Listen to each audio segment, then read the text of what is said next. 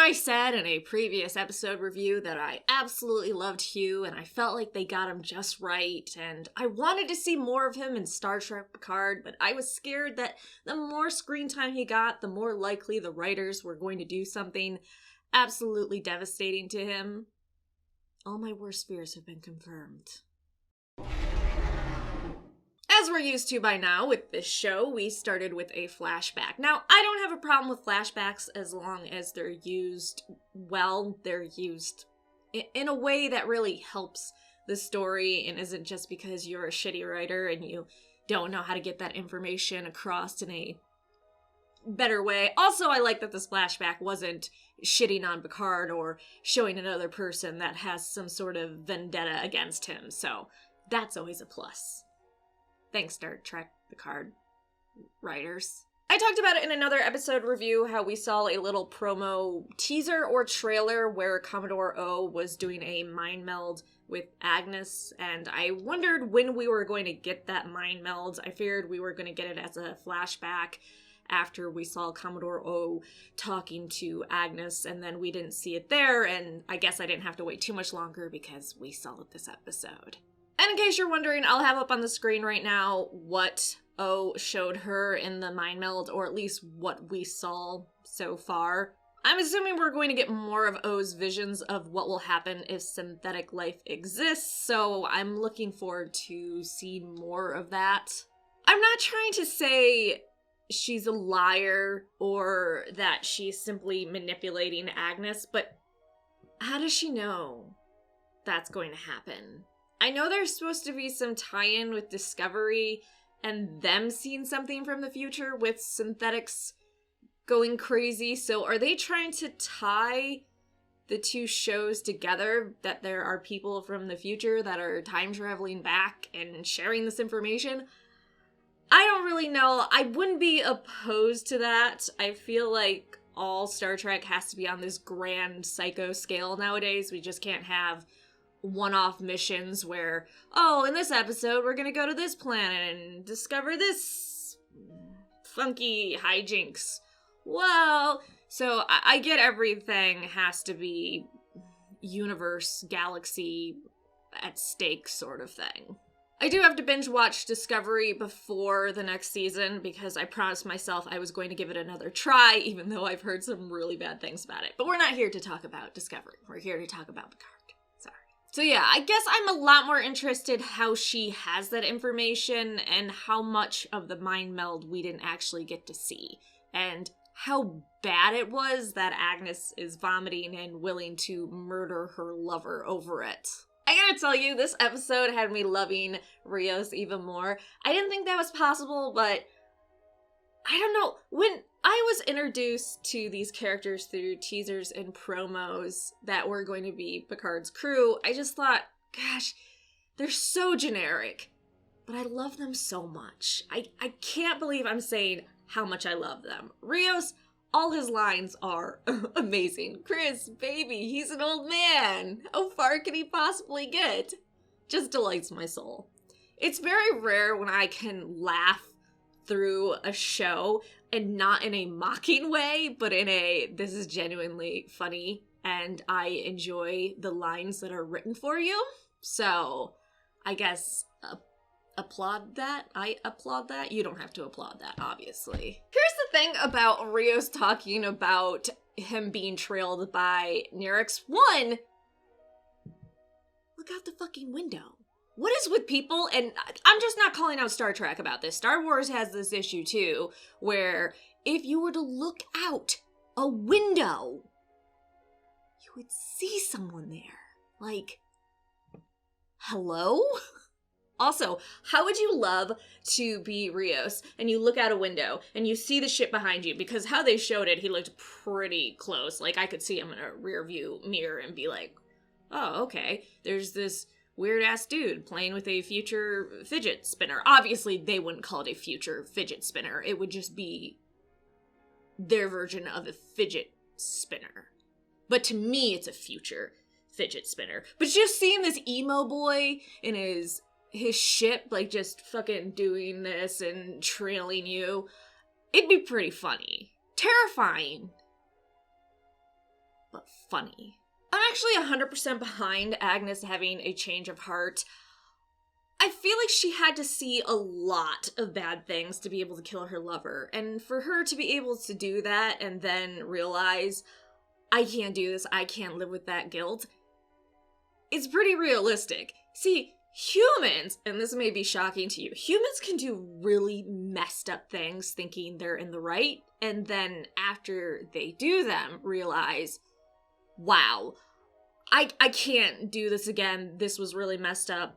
I feel so bad for what I'm doing. So to see this quirky, fun until she murdered her lover, but we've all been there, finally go, okay, I can't do anymore, I like. Though I feel like Rios in this episode was thinking, I really wish I hadn't have stuck my dick in her. That bitch is crazy. O had to come to the logical conclusion that Agnes might betray her, right? Or succumb to her feelings for Maddox or Picard or any of the crew. Was she just willing to take that chance? Like, okay, I'm hoping the mind meld was enough. If she is a logical person, she'll realize the needs of the many outweigh the needs of the few. But then she'd also have to realize, okay, this is a human and we're hella irrational. But yeah, I'm happy that Agnes changed her mind, decided to go to the side of good, and that when Rios was talking to her about Rafi possibly having the tracker on her, which, it's okay if you didn't think this, it could just be how my stupid brain worked. I thought he was trying to bait Agnes into telling him the truth. Like, she understood what was going on, and with Rafi winking at Rios, and then Rafi going and buttering her up and everything, I thought for sure those two were in on it, but apparently not. But I'm happy that Agnes decided, okay, I'm not gonna tear that friendship apart between Rafi and Rios. I'm gonna get this tracker shit out of me, and it's gonna put me in a coma. Hopefully I survive. So, good on you, Agnes. You're no longer a snake bitch. Well, you're kind of a snake bitch, but you're becoming a redeemed snake bitch. Though you did kill someone, so that's kind of a bad mark for you. By the way, I know I've said quite a few times that I absolutely love the holograms on Rios' ship. That emergency medical hologram this episode, what is the nature of your, oh bloody hell, as he sees this woman foaming from the mouth. I love those holograms so much. Okay, let's go to the board cube. I was kind of shocked that Eleanor wanted to stay on the artifact to defend the ex-bees and make sure nothing happened to them again. I don't know how easily you're supposed to jump quests. I mean, was this quest with Picard technically complete because Picard found Soji and got away with her? So he was free of that and he could take up another quest? I don't know, it just feels like maybe that guy likes to jump ship easily. I was gonna make some sort of joke like a man that just found out his girlfriend was pregnant or something, but I figured that was really inappropriate, and I did not want to make it on a video about a franchise that talks about Earth, which is a place that's full of disease. Oh wait, no, it's the opposite. Fuck. You know what I was gonna say. Love that Eleanor brought a sword to a gunfight and still kicked all their asses. Also love the explanation of why the brother fucker and Eleanor had to do hand-to-hand combat. Oh, our two organizations that don't like each other, this is how we traditionally fight each other. It's always stupid when two characters throw away their weapons to do hand-to-hand combat, and I feel like the writers knew it. So they thought, how can we get them to have this epic hand-to-hand combat without it being super stupid? Like, we need a reason for it. And there you go. I think it worked. Fooled me. I'm not really sure why they had to kill Hugh, why they couldn't just let him escape and go somewhere else and maybe help XBs somewhere else.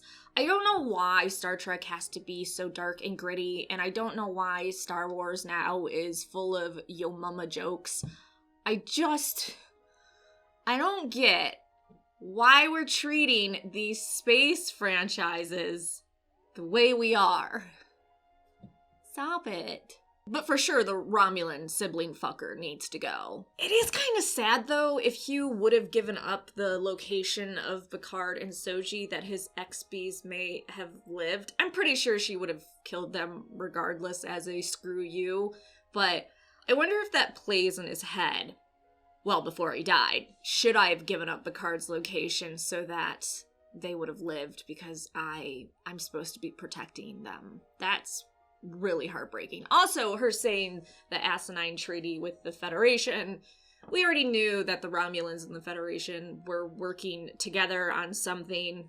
The synthetics, obviously. This just adds more weight to it. Because I know there were some speculating by you guys in the comments saying that, oh, Commodore O or even Brotherfucker is working against Federation, but they don't know it, and they don't know that they're secretly Romulan, blah, blah, blah, but I think this just shows more that the Federation and the Romulans are working together. How much you want to bet when Hugh died and they wrote the line for him, the Star Trek writers, about how you made me a hopeful fool one time more, thank you. They took a drag from their cigarette and they're like, oh yeah, giving up hope.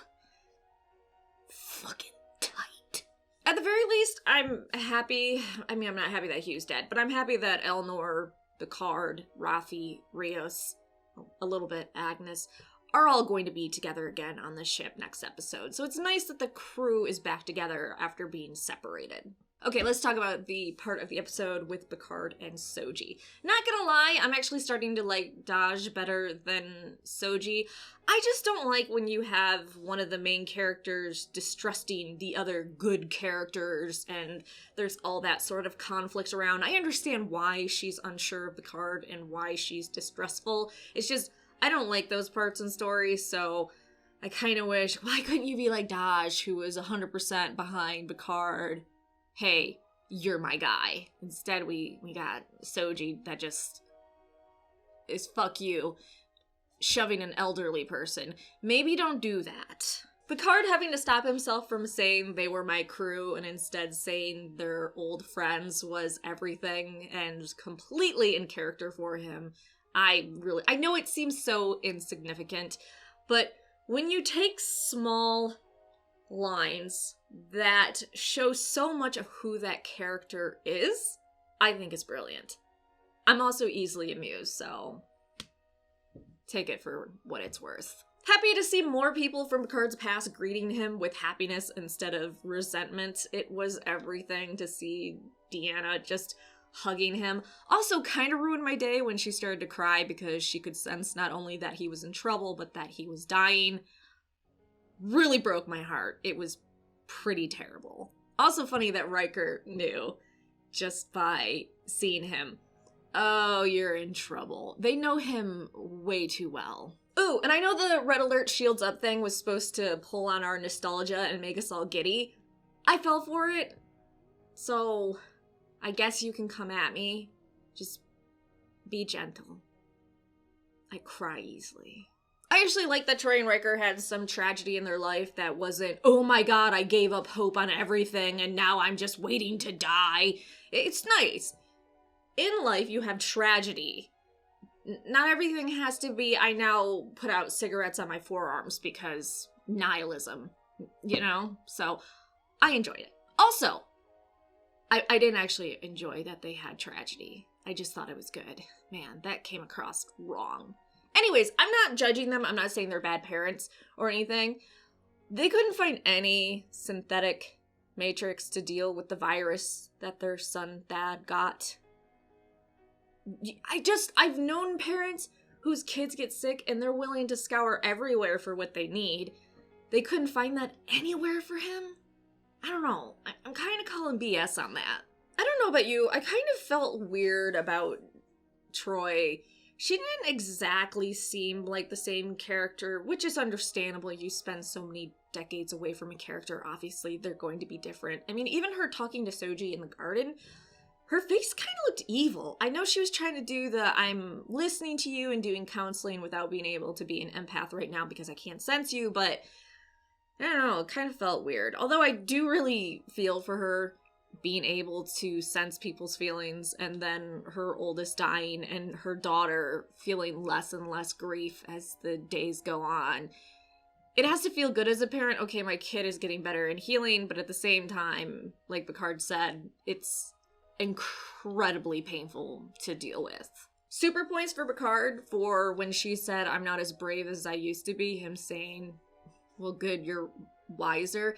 I feel like, and I don't have kids, so this is just what I know from psychology and from talking to people that have kids. People that are a little more daring and wild tend to calm down quite a bit when they have kids, and it's not because they become less brave or whatnot. It's just they have different priorities and they realize something else is more important than their own actions or being brave or doing what they think is right. They need to think about something else first. I liked Kestra, though kind of weird that Diana named her kid after her dead older sister she never really knew.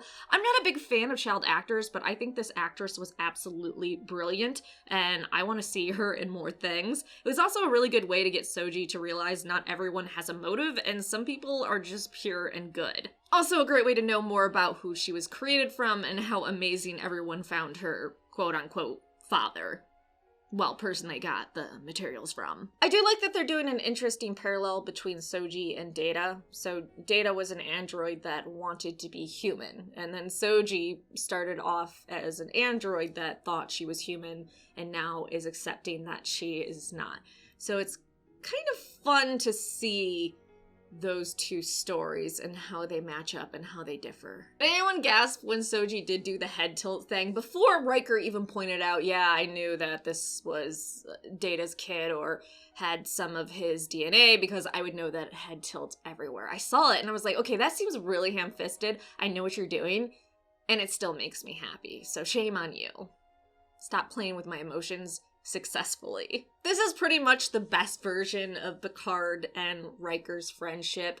Those two together in their old age as good friends, people that have served together, and how they talk now like, best starship captain, must have been drinking.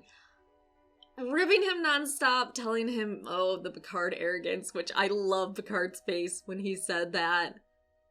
Their relationship was gold. This sass when Riker basically detailed everything that was going on that Picard wouldn't tell him, and then he goes, how am I doing? It's like, ooh, you cheeky fuck. Riker still has that swagger. And I do agree with Riker, Picard, you've done more than your share of planet saving. You can let someone else try to take care of the galaxy for now, and it is kind of sad that it has to fall back on him. But on the other hand, Riker's right. Picard should have never retired from Starfleet. He should have never just went to his vineyard and passed the days. And I understand that he was kind of forced to retire because of him trying to force Starfleet into helping the Romulans, but still. Ooh, can we thank God that Soji has a different outfit on now? I hated her outfit she wore on the Borg Cube. I get why she had to. She was working there. I hated that outfit. So I'm so glad she's wearing something else.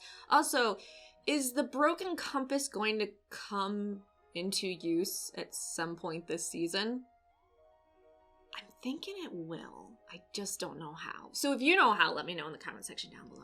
Okay, so I'm gonna stop talking. Let me know what you thought about this episode. Like, subscribe, and come back for more videos.